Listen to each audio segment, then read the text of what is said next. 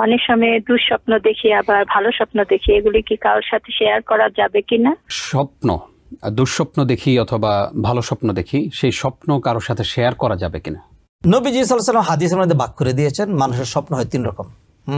আর রুইয়া সালিহা মিন আল্লাহ, ভালো স্বপ্ন যদি সেটা আল্লাহর পক্ষ থেকে হয়, সেগুলো বলতে পারে, আল্লাহর প্রশংসা আদায় করতে পারে। আর যেটি খারাপ স্বপ্ন সেগুলো শয়তানের পক্ষ থেকে মানুষকে দুশ্চিন্তাগ্রস্ত করার জন্য সেই স্বপ্নগুলো দেখায়।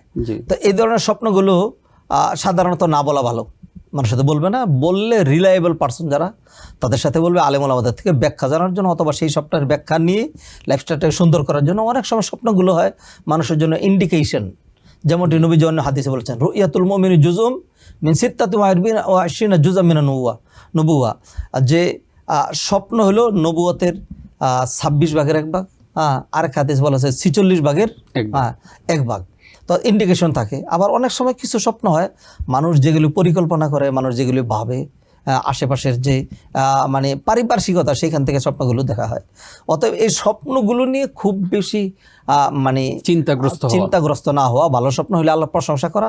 আর যদি খারাপ স্বপ্ন দেখে তাহলে মানুষের প্রথমে যেটি, যখনই সজাগ হবে, সজাগ হয়ে সে আউযুবিল্লাহ পড়বে, বাম দিকে থুক ফেলবে, এরপরে সে যেইভাবে শোয়াচ্ছিল তার থেকে ঘুরে শুবে, আল্লাহকে স্মরণ করবে, তাহলে ইনশাআল্লাহ এগুলি কেটে যাবে ইনশাআল্লাহ। Ad-Din Television, a complete way of life.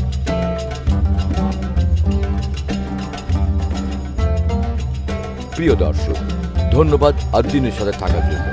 এমন আরও সুন্দর সুন্দর ইসলামিক কন্টেন্ট ও সবশেষ আপডেট পেতে সাবস্ক্রাইব করুন আমাদের ইউটিউব চ্যানেল ad-Din এবং পাশের বেল আইকনটি চাপুন। পরবর্তী সকল ভিডিও নোটিফিকেশন পেতে যুক্ত থাকুন আমাদের সোশ্যাল মিডিয়ায়।